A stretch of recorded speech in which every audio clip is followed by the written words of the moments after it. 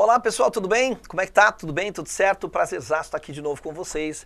Mais uma edição e a gente continua na aula de hoje falando ainda da banca SpaceX. Afinal de contas eu aproveito essa pegadinha aí de carreiras militares. Além de tudo, o que acontece, né? É uma prova de nível médio que veio muito pesada, eu preciso falar dela, tudo bem? Então aproveitando, resolvendo já, atendendo a pedidos, e você sabe que não importa a banca que a gente resolva aqui, os editais de maneira geral de inglês, eles são todos muito parecidos.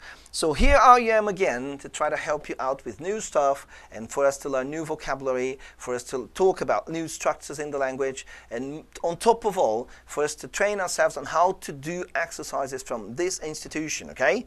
Não, tio Rê, nem começa com essa história de falar inglês que eu vou fechar o canal. Pode ficar aí, tá tudo certo. Só dei uma vontadinha aqui de falar inglês com você um pouquinho só. A gente nunca fala.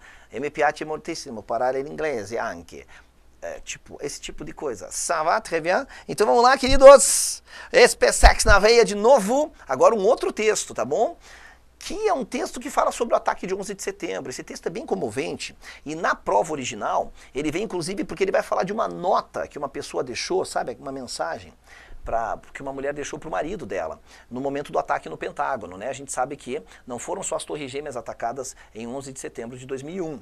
Então, esse texto ele trabalha com isso, só que aqui a gente tem um desfecho mais feliz, tá? Mas é muito interessante porque a prova da SpaceX original, depois você joga lá na internet, ela trouxe a foto em caráter ilustrativo, mas da nota, né? Da anotação que a esposa deixou para o marido para encontrá-lo depois do ataque. Então olha o que ele diz: a handwritten note from September 11. Ou seja, uma nota mesmo, um bilhete, tá? Escrito à mão, handwritten, escrito à mão de setembro do dia 11, certo? Vamos dar uma lidinha aqui porque o texto é curtinho, mas ele trabalha com vários aspectos de coisas que a gente vem falando, tá?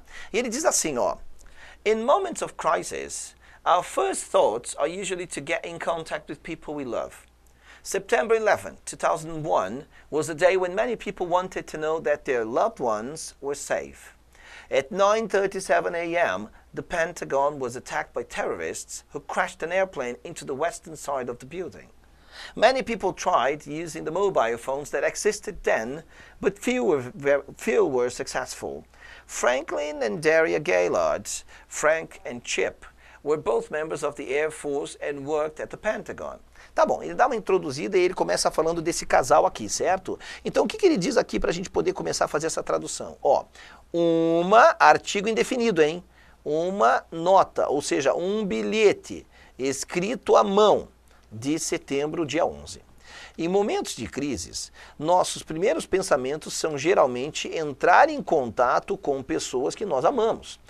E olha que interessante aqui, ó, que ele fez o quê? Ele removeu o pronome relativo que deveria estar ali no meio da frase. Deveria ter um people that we love, ou poderia ser um people who we love, tá bom?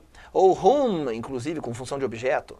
Mas por que ele removeu? Posso te mostrar por quê? Posso te mostrar? Eu não vou resistir, eu vou te mostrar. Olha só, eu digo assim, ó, the car which I like, tá muito pequenininho, né? Tá bom, vamos lá, deixa eu escrever maiorzão. The car which, achou que eu não ouvi você reclamando? The car which I like is expensive. Tá, maravilha, que lindo. Eu vou fazer outra frase aqui para vocês, por exemplo, cadê o the car? O que eu tô escrevendo? The car. Agora sim. The car which I like is expensive. E the car which was stolen is expensive. Parecidas as duas frases, não? O carro que eu gosto é caro. O carro que foi roubado é caro. Tudo bem? Às vezes, mas é às vezes, tá? Eu posso chegar aqui, ó, isso aqui é um troço chamado pronome relativo, que aqui nas duas frases ele tem a tradução de que, o carro que, tá bom? Mas às vezes eu posso remover esse cara da frase e a frase continua correta. Quem sabe fazer isso, às vezes não sabe porque sabe, só sabe que sabe, sempre ficou sabendo, agora vai saber por que sempre soube. É tipo assim, ó, é tipo assim, ó, nessas frases aqui, em apenas uma delas, se eu simplesmente tirar o it, eu só vou ali, tiro ele, eu não faço mais nada na frase. Ela continua correta e entendível. Então eu vou te colocar aqui um macete, mas antes eu vou te falar a regra. A regra diz o seguinte: toda vez que um pronome relativo tem função de objeto, ele pode ser removido da frase. Você não vai no momento da prova ficar analisando se o pronome relativo tem função de objeto ou não. Mas eu criei um macetinho que acaba ajudando bastante. E além de tudo desse macetinho, o que acontece? Sempre que um pronome relativo pode ser retirado da frase, no texto já vem sem. Só que às vezes isso pode gerar certa confusão no entendimento do texto para quem não conhece essa possibilidade. Como eu não posso prever quando o texto vai tirar o pronome relativo dele, eu faço o processo contrário, como se fosse uma engenharia reversa. Eu ensino você a tirar o pronome relativo para quando no texto já vier sem, você fala, era para ter um pronome relativo aqui, ó. Eu também sei tirar. Eu também enxergo por que o texto tirou esse pronome relativo. Então vamos dar uma olhadinha? O macetinho é o seguinte. Acha o pronome relativo. Tá, já achei, tá aqui. Aí você vai pegar o que é imediatamente antes e imediatamente depois dele. Tudo bem? Ó, aqui eu tenho a palavra carro e aqui eu tenho a palavra eu. São coisas diferentes, não tem? Não são coisas diferentes? Na verdade não são nem coisas, é uma coisa e uma pessoa. Se você tiver coisas diferentes, pessoas diferentes, ou que nem aqui misturado coisa ou pessoa, você pode simplesmente vir aqui e tirar esse cara da frase e ela continua correta. Então daria para dizer, the car which I like is expensive, ou daria para dizer assim, ó, the car I like is expensive. Olha que moleza. Mas na frase de baixo eu tenho de um lado carro e do outro eu tenho foi roubado. Tá bom. De um lado eu tenho carro, do outro eu tenho foi roubado. Quem foi roubado? O carro, né? Então de cada lado do pronome relativo eu estou falando da mesma coisa. Aí eu não posso tirar ele dali porque ele tem função de definir o objeto, tá? Definir o que veio anteriormente. Então ali a frase tem que ser dita do jeito que está. The car which was stolen is expensive. Entendeu que massa esse macetinho? É isso que ele fez aqui no nosso texto, ó. In moments of crisis, vamos ler de novo. In moments of crisis, our first thoughts are usually to get in contact with people. Aqui era para ter um pronome relativo, pessoas que nós amamos. De um lado eu tenho pessoas, do outro eu tenho nós, são coisas diferentes. Ele omitiu o pronome relativo, ele tirou da frase. Legal, né? Então aqui poderia ser pessoas que nós amamos, that we love, ou who we love. Legal? Aí ele continua dizendo assim, ó, vamos lá, vamos traduzir. Em setembro, dia 11 de 2001, foi um dia quando muitas pessoas quiseram saber que seus amados, your loved ones, estavam seguros.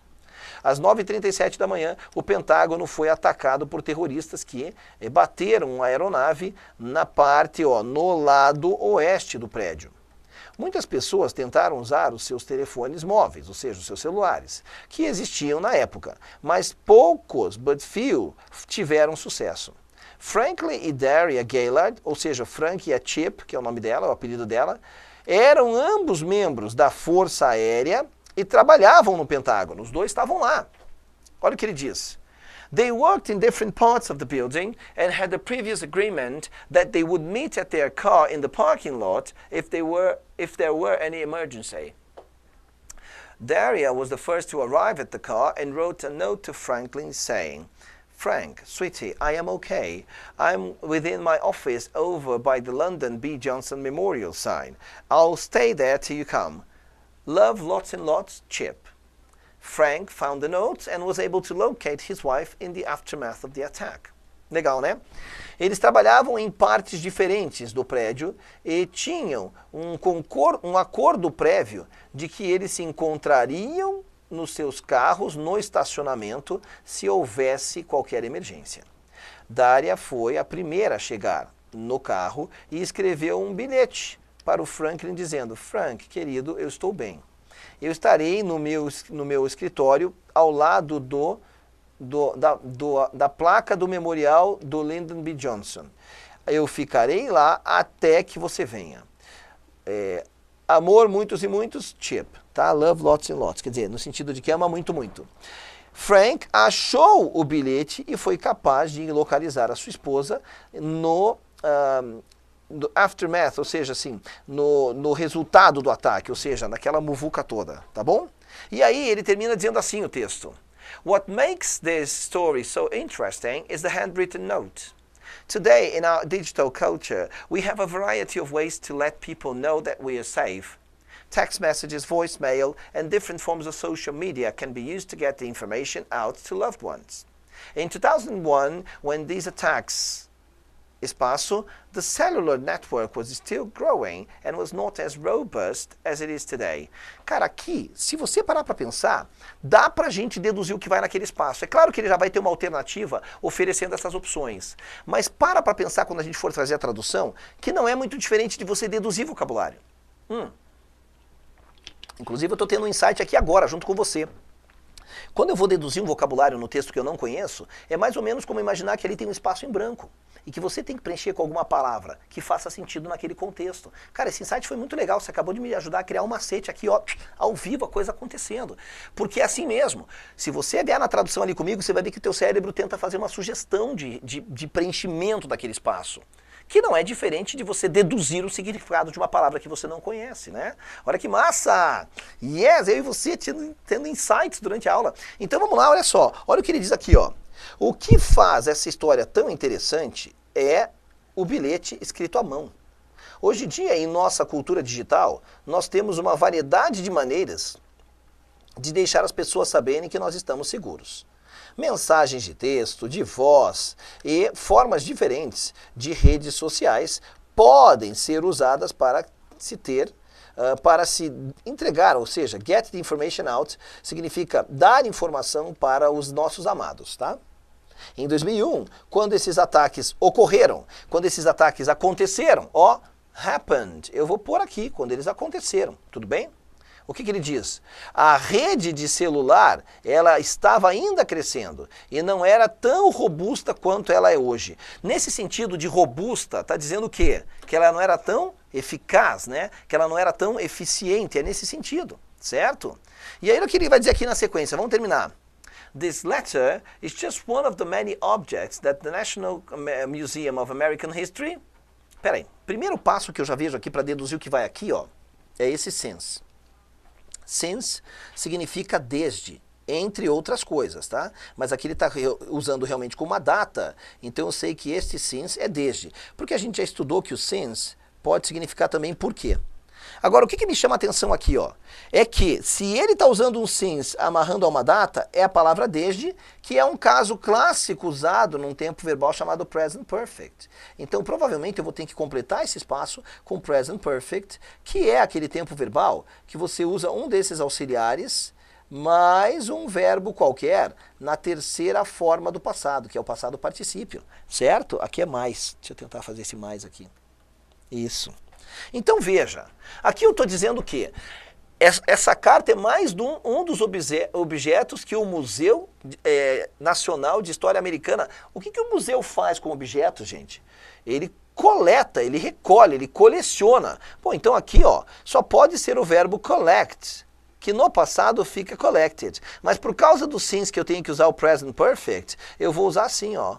Has collected. Só pode ser isso, porque é o que o museu faz. O museu coleciona, coleta coisas, certo? Então ele está dizendo assim, ó, essa carta é somente um dos muitos objetos que o Museu Nacional de História Americana coletou ou tem coletado desde 2001. Aí ele fala, para saber mais, visite nossa exibição, enfim, tá bom? Agora vamos lá para as nossas questões. Então veja, nós fizemos duas sugestões aqui. Nós fizemos a sugestão do happened para esse espaço, então vamos deixar anotadinho, certo? Uma sugestão no espaço é happened, no simple past mesmo, certinho. E a outra sugestão é o has collected. Vamos deixar anotado aqui. Agora vamos lá. Questãozinha. De acordo com o texto, escolha a alternativa correta. Frank and Chip found a note on the western side of the building. Não vou nem contar. Gente, o Frank e a Chip encontraram um bilhete no lado oeste do prédio? Não, gente, porque eles escreveram o bilhete. Aliás, ela escreveu. Frank and Chip wrote a note together. Não vou continuar lendo. O Frank e a Chip escreveram um bilhete juntos? Não vou nem continuar lendo. Que juntos? Ela deixou para ele o bilhete. Frank and Chip had a meeting at the Air Force HQ. Ou seja, o Frank e a Chip tiveram uma reunião no headquarters, no quartel-general da Força Aérea. Não falou em nenhum momento que eles tiveram uma reunião. Então vamos para a próxima. Frank and Chip relied on pen and paper to communicate. Eles tiveram que contar com caneta e papel para se comunicar.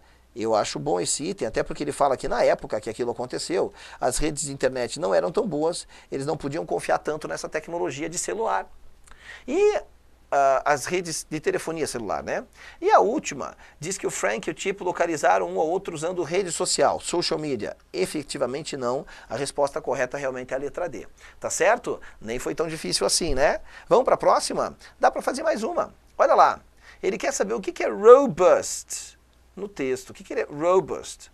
Bom, a gente viu que robusto lá, ele falava que as redes de telefonia não eram tão robustas. Então, nesse sentido, robusto significa capaz de produzir falhas repetidas? Tá louco? Eu quero que alguma coisa funcione. Ele usa como robusta no sentido de que as redes hoje funcionam, são robustas. Antigamente não. Então, robusto não é isso, não. Robusto é capaz de fazer uma performance sem falhas, sob uma variedade de condições? Cara, me parece bem bom esse item, né? Ou seja, capaz de desempenhar, né? De desempenhar sem falhas, sob uma variedade de condições. Me parece bem bom esse item, já gostei, já deixei marcadinho lá do lado dele. Robust significa capaz de prever mudanças no tempo críticas? Não, que prevê mudança de tempo, para.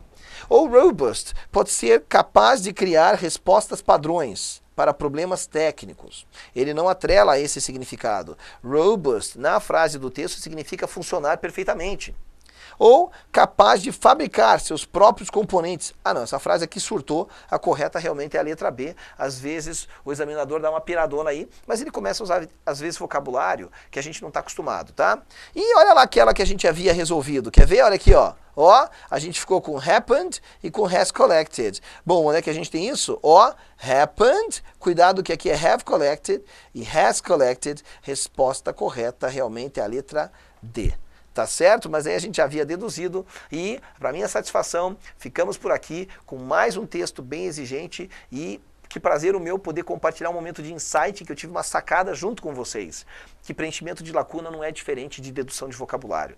Adorei, vou usar isso nas minhas aulas daqui para frente, certo? Que maravilha, né? Então tá, só posso eu agradecer por esse momento, para eu ter mais uma sacada aqui, que realmente esses momentos só acontecem quando a gente está atuando naquilo que a gente gosta de fazer. Precisou de mim? Sabe onde entrar em contato comigo? May I finish this class in English now? It was a great pleasure being with you here. It was a great pleasure and it was delightful to be able to have an insight during the classroom with you here, with me. So it was really nice. I'm feeling more than happy now and I hope to count on your presence here next week as well, okay? If you need me, just get in touch with me via Facebook, Instagram. I'm on Twitter as well, but I don't use it very much, okay? See you then. Bye.